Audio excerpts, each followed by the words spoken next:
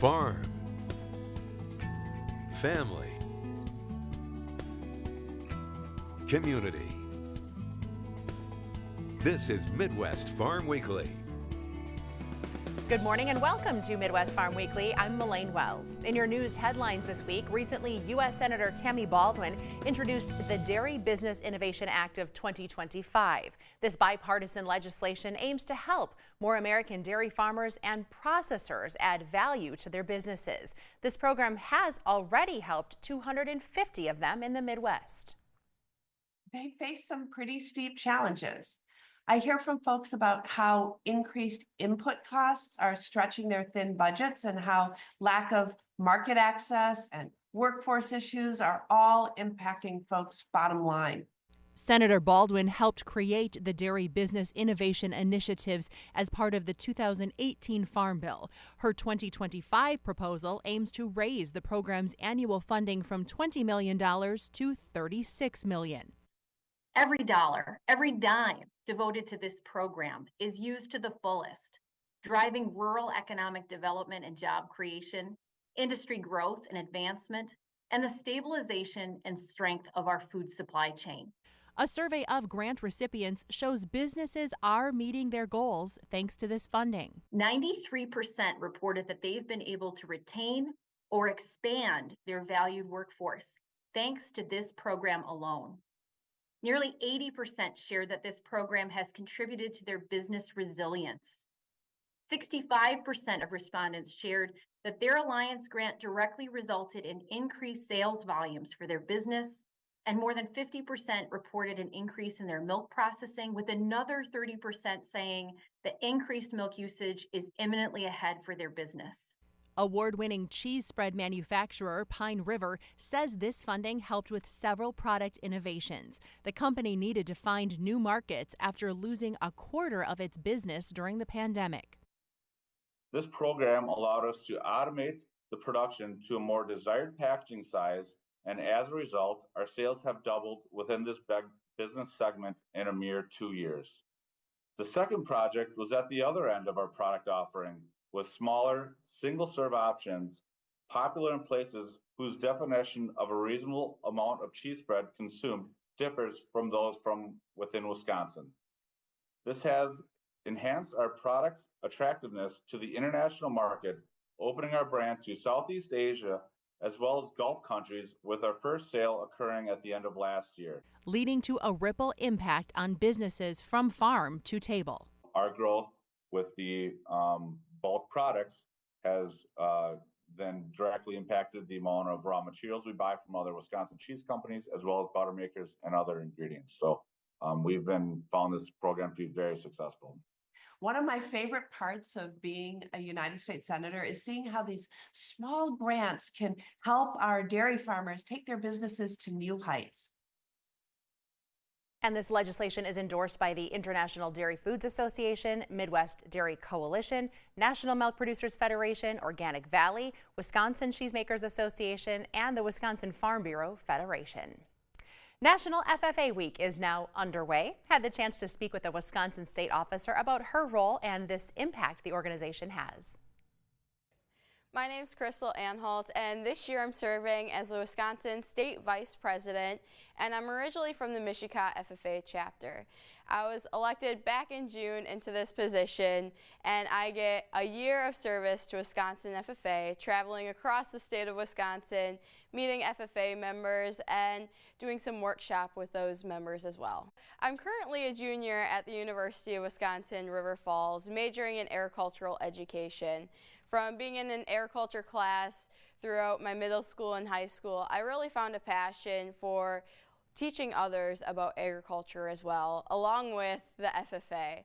So I am looking forward to a career being an agricultural educator and FFA advisor, so I can help share my passion with other students as well. Nationwide, more than 1 million students are members of FFA. Nearly 26,000 of them are in Wisconsin. FFA members don't just go into agriculture careers, but they also go into being a firefighter, nursing, and a whole bunch of other different careers. I want to join FFA because I had an agriculture background and I really wanted to get more involved within agriculture, and it also helped me gain some leadership skills that I didn't have much speaking skills when I was younger, and I was quite shy, but FFA helped bring my voice and helped me learn more about agriculture. Crystal set her sights on serving as a state officer years before her election.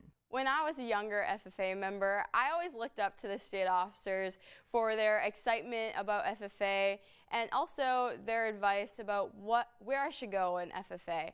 And I really looked and set that goal early on within my FFA career to become a state officer and to help students find their spot within the organization, because every student has their spot within FFA, and no matter if they come from an agriculture background, there's truly a spot for them.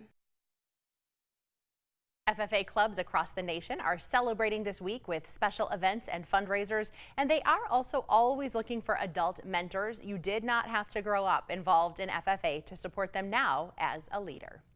You could say you will fall in love with Wisconsin cheese this Valentine's season. On Local 5 Live, we learned about some unbelievable recipes from dairy farmers of Wisconsin.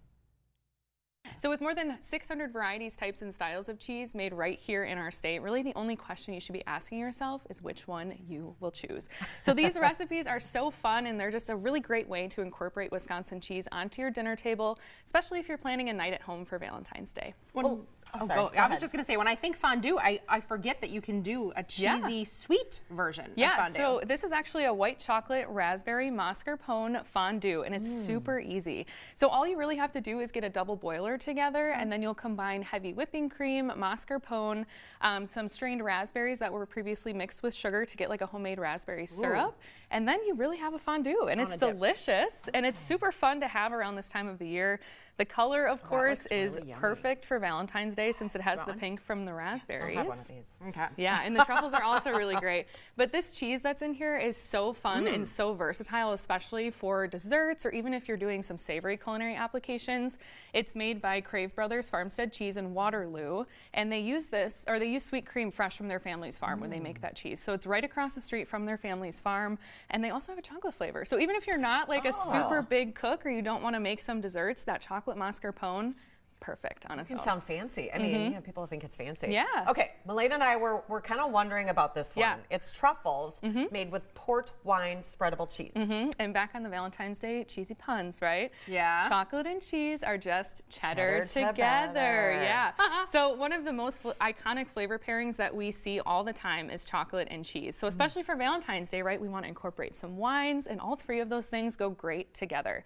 Now these are very decadent and delicious truffles. So they include heavy whipping cream again, you have the port wine cheese spread, and then you mix in dark chocolate, and then you put that in the fridge until it firms up a little bit, form those truffles, and you can decorate them however you like. So if you have some kids at home, it is a great activity to do with your family. If you're trying to surprise your special someone, it's a great thing for them as well. What would you say the cheese brings flavor-wise to the truffle? I mostly, when I taste those, I taste the port wine from the cheese, and I think it really just brings that flavor and it elevates it a little bit. Now, cheese spreads are very unique because they're made by blending aged Wisconsin cheddar and fresh cream, and when you get that, you can kind of make whatever flavor you like, right? So Pine River actually makes 22 different varieties of cheese spreads, and port wine is just one of them. So you can elevate your recipes really easily by adding in those cheese spreads, and they're really versatile too. So even in desserts, they are amazing. They make my favorite cheese spread, which is spicy beer. Yeah, that's one of my favorites but too. I do not recommend that with this recipe, but this is really good. Yeah. My mind is blown right now. I absolutely would never know that there was any amount of cheese in here, but it does add that little extra depth to the flavor. Yeah. How do we know that we're buying Wisconsin cheese when we're making these recipes? Yeah, absolutely. When you're out in the grocery store, the best way to identify that your products are made right here in Wisconsin is to look for that Proudly Wisconsin cheese badge. And that is something you can actually find in about 99% of grocery stores nationwide, because 90% of all of our milk in Wisconsin is made into cheese, and 90% of that cheese is actually sold outside of the state. WisconsinCheese.com, or you can head to the Midwest Farm section of WeAreGreenBay.com for these great recipe ideas. And still to come on Midwest Farm Weekly, creating solar energy while still giving animals space to graze. We'll take a look at this project.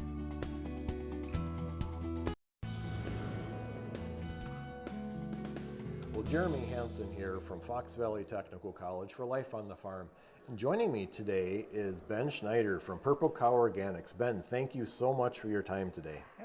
You know, Ben, I got to admit, I did not know what Purple Cow Organics was at the beginning of today. Could you tell me a little bit what you do and what the company is? Yeah, so I'm a agriculture sales manager at Purple Cow Organics. We're headquartered in Waunakee, Wisconsin, and we like to say that we're deeply rooted in healthy soil. Right, and you're pushing some products here today, correct? Yep, exactly. So we have two main product lines at Purple Cow Organics. We have our compost line where we have municipal contracts with like Madison and Milwaukee. We take in yard waste, and we have several locations where we have huge heaping piles of compost. We bag it up and we sell it. So it's a very high quality plant-based compost product. So that's one side of it. And then the other side that I am more involved with is the liquid biological line. Okay. So what that is, it's a broad spectrum liquid biological. It's a liquid that's filled with thousands of species of beneficial microbes and fungi that do all sorts of beneficial things on the farm, such as digesting crop residues, fixing nitrogen from the atmosphere, ultimately making a healthier plant, helping the farmer be more successful with a resilient crop, and ultimately creating healthier food that's better for everybody. Right. And how is that applied necessarily on some farms, or is it flexible? It's relatively flexible. I mean, we like to shoot for an in-furrow application, so getting that liquid on or as close to the seed as possible during planting. And then a couple, we call them foliar applications, so applied onto leaf surfaces throughout the growing season. Right, and this is a product that can be combined with other products to save some trips across the field, correct? Exactly, yep. It's all about creating a program and making our product fit in with other products, so when that farmer decides to spray his fields, he's accomplishing many things at once. Right. Ben, I want to go back to the activated compost. It's truly just compost, correct? So it's all 100% plant-based compost. I mean, I know we talked about the name Purple Cow Organics. It's not a manure-based compost. Right. It's a plant-based compost, and it's enhanced with minerals. So we have the activated compost, and there's several other different. We have a seed starter. There's some other composts out there that have more nutrients to support some plants that might need more nutrients. So there's a variety of products on the compost side. And the reason I ask is it's more than just ground up yard waste and leaves and things like that. It's an actual processed product, correct? Yep, exactly. I mean, it is an activated. There's live microbes in it that are, creating really, healthy environments for plants to grow and creating healthy food. Right, and we're all about healthy soils and healthy crops here. So I really appreciate your time explaining this to me a little bit today. Yeah, thanks for having me. So for Life on the Farm, I'm Jeremy Hansen. The solar industry has exploded over the past decade, and that includes putting panels on farmland to capture electricity. Jason Allen explains how maintaining that land underneath those panels can be a pricey proposition, but now they've found some workers doing it on the cheap. About an hour outside of Austin, Texas, in the tiny town of Buckholz, sits the 5th largest solar project in the U.S., capable of creating up to 900 million watts of power. And the panels soaking up all that sun are getting an assist from new helpers willing to work for food. We want to be good stewards of the land. One of the challenges to that is the very difficult problem of how do we effectively control vegetation management. SB Energy found an answer: sheep. The animals naturally graze the land, keeping vegetation from growing too high. As this industry continues to grow, so will the demand for sheep. Business is booming. You can find sheep on solar farms in about 27 states, from Texas to Minnesota to Massachusetts. Companies say it's more cost-effective than bringing in mowers, and it's environmentally friendly. The sheep naturally eat the grass, so it benefits them. So instead of us just mechanically mowing it, we are lowering the carbon footprint. Historically been a reluctance to transition from gas mowing to livestock as vegetation maintenance. We're starting to see wide-scale adoption. The National Renewable Energy Laboratory says there are currently about 60 solar grazing projects in the U.S., and that number is expected to grow. Jason Allen, CBS News, Dallas. We send our congratulations to Jacob Haywish and his wife Jennifer of Fremont. They were selected as one of the 10 finalists for the prestigious National Outstanding Young Farmer Award. This award recognizes farmers across the country for exceptional achievements in agriculture, dedication to conservation, sustainability practices, and significant contributions to community development. Haywish was raised on a farm, and from as early on as he can remember, he has always wanted to help around the family farm in any way that he could. A pivotal moment for him was in 4th grade when his father and uncle merged herds and they created Haywish Homestead Dairy. As a junior in high school, he did something not a lot of other high schoolers do. He purchased 30 acres of land. This marked the beginning of what would become a very successful farming career. Congratulations to their family.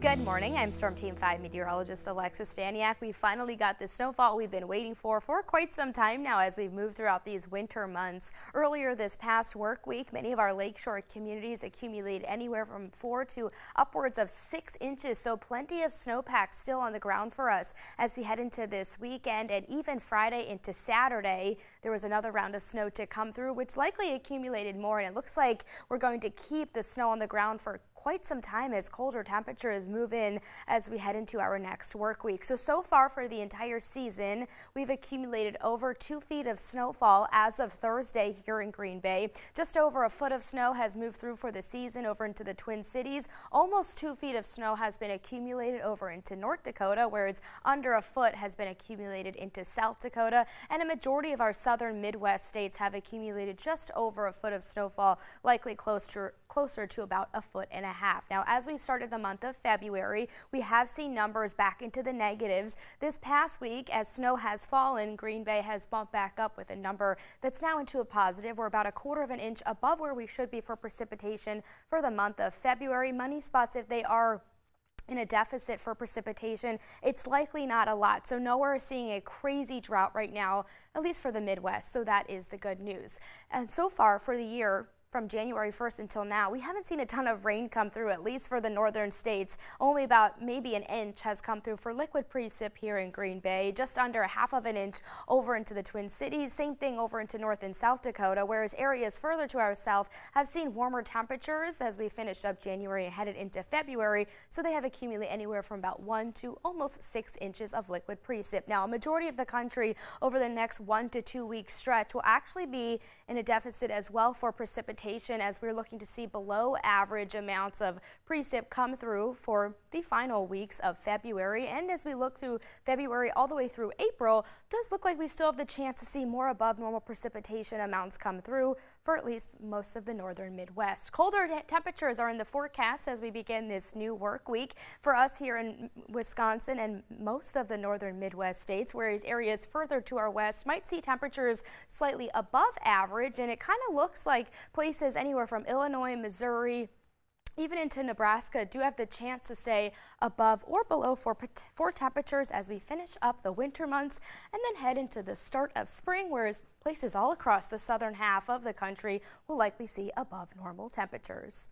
You know, no matter the weather, I think across the Midwest, we grill in the winter and we eat ice cream year round. And I think you've said it's one of your favorite food groups. Oh, ice cream for sure, and cheeseburgers. So I would definitely have to back it up that I would do both of those things no matter how cold it was. I have good news for you. Cedar Crest has selected its next ice cream flavor creation contest winner. This is in partnership with Wisconsin 4-H. We send our congratulations to the Sunnyside Climbers 4-H Club of Portage County. This is their winning flavor, Demo Derby. It features chocolate ice cream dented with chocolate cookie crumbles, smashed M&Ms, and then swirled with chocolate fudge. So the chocolate ice cream and cookie crumbles represent the Derby's dirt track, while all of those smashed up goodies, the M&Ms and the fudge, invoke the broken car parts and oil spills of your favorite demolition derby. Have you been to one? I have not. All right, this is going to be on your summer bucket list. Demo Derby will be produced by Cedar Crest for the 2025 summer season as a feature flavor for the month of July. This flavor will be available in ice cream parlors and scoop shops across the state of Wisconsin and beyond. The club wins a $500 prize and an ice cream party. Well, always up for an ice cream party, and every time I go somewhere, I always get chocolate ice cream. I'll put M&Ms in it and hot fudge, so That looks almost perfect. They have nailed it. And I can speak from experience. Our club actually won 2 summers ago, and Cedar Crest does such a cool thing for these kids. They were so proud to go on a search across the state to find their ice cream. So we appreciate them supporting our youth in agriculture. Thanks for joining us, Alexis, and thank you for spending part of your weekend with us.